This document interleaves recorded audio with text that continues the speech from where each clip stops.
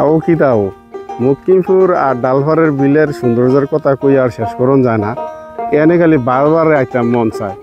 এনে তো সবসময় পানি ইউলি, এবার কিন্তু পানি ছাড়াই আয়া পড়ছি যে পানি আবার শুরু হয়েছে, বর্ষা শুরু হয়েছে।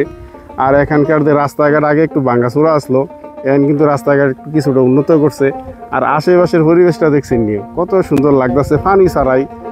আর যদি পানি হয় তো কিরকম লাগবো এখানকার পরিবেশটা।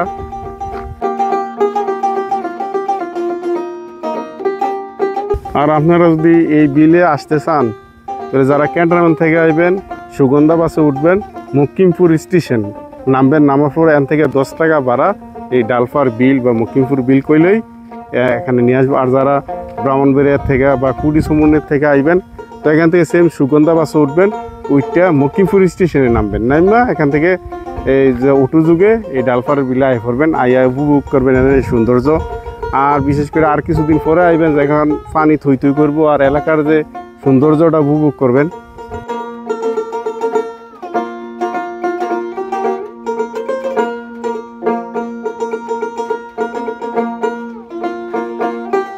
আও বর্ষা তো আইতাছে, তা আপনারা ঘুরতে নাইতেন না ডালফার আর মকিমপুরের বিলে? তো তারা আপনারা যে আইবেন এই বিলও ঘুরতে, তারা কি সুন্দর ব্যবস্থা করে রাখছে। ব্যবস্থাটা যদি আপনারা না দেয় তো কেমনে আইবেন, কেমনে ঘুরতে নাইবেন, কই আইবেন? দেন না এই বছর তারা কত সুন্দর উদ্যোগ নিছে। এনে একটা বট গাছ, এই বট গাছের ছায়ার তলের পরিবেশটা দেখছেন নিও কি করছে, কি একটা রাউন্ড শেপ দিছে। তাতে এই চতুর্দিক দিয়ে আপনারা আইবেন ঘুরতেন, বিলের মাঝে আইয়া এই জায়গার মাঝে বইবেন, বইয়ে ছবি টবি উঠাইবেন। পাশে দেখেন আবার দুইটা বসার জায়গা করছে, যে বইয়া ধাক্কা টাকা খাইবেন আর দক্ষিণা বাতাস আসবে শরীরের মাঝে, অন্যরকম একটা ফিলিংস হইব।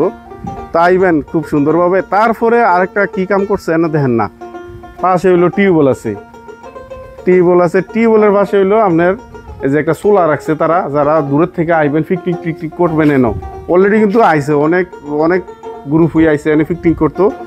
তো তারা একটা ব্যবস্থা রাখছে, আমরা একটা সোলার রাখছে, মাটির সোলা। আপনি মাটির সোলাতে ফাঁক শাক করে খাইয়া আরামে জায়গায় তারেন।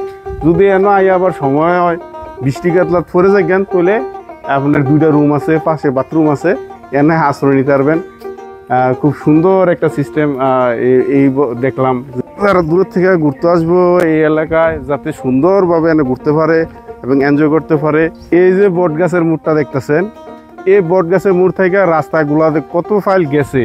আপনি কই যাইবেন এন থেকে, মানে এন থেকে বিভিন্ন জায়গায় আপনার কুড়ি যে দেওরা, এই দেওরা যাইতে পারবেন।